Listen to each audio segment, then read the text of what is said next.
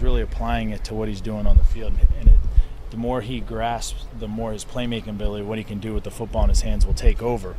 So it's impressive to watch his progress as we move through OTAs. With that in mind, how important is it now to these reps in this period to get timing down, everything you're going to need when the big camp? Yeah, it's huge because, right now he's going against, Jonathan Joseph, Kareem Jackson, have been doing it a long time, Bryce McCain. And so the more reps he gets against, defenders, obviously we're not in pads, we're not combative in anything we're doing, but it's still, he's able to feel route adjustments and understand where we're expecting him to be as quarterbacks and where we're going to put the ball. So it's all very important for him and all those receivers for that matter. But because then once we break camp here, it's just going to be us throwing on air the rest of the summer. So that's going to be good for us and vital, but it's important to get these reps before we go to camp. So it kind of reemphasizes the need to be out here.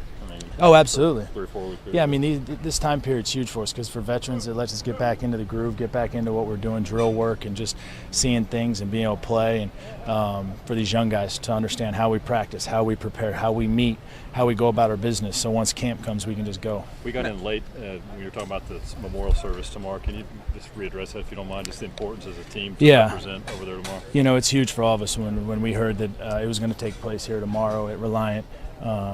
As players and members of this community, first and foremost in the Houston area, for us to show our support and rally around each other as a group, as a collective group in Houston, really says a lot about what we are as an organization and what the city's about, because I understand it's going to be a pretty large crowd tomorrow, and rightfully so, because the tragedy is just unbelievable.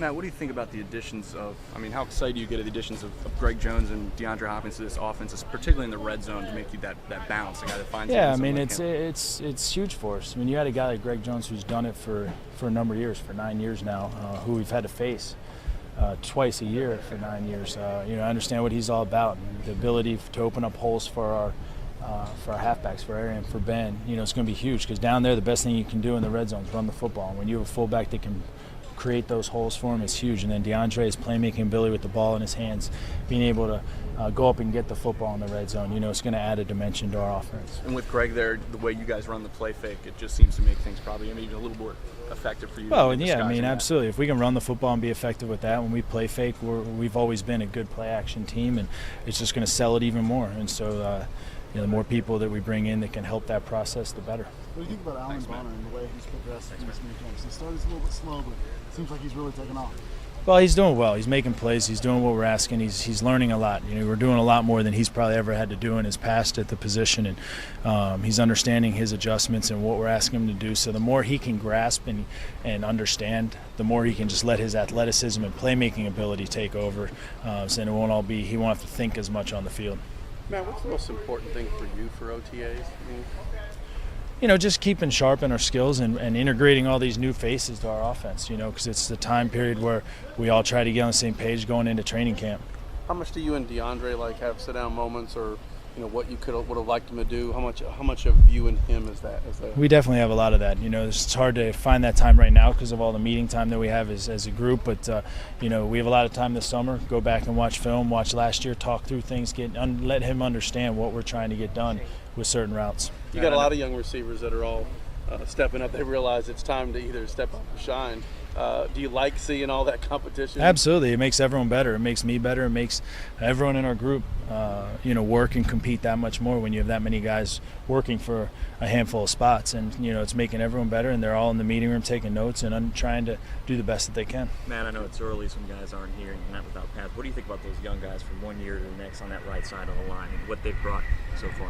Yeah, they're doing well. They understand their role. Making a step from year one to year two is huge at any position in this business, and you can really see those guys understanding their responsibilities and what their calls are and what they're being asked to do. And you probably already answered this, but as a player going to the tomorrow, can you just talk about your feelings having been there?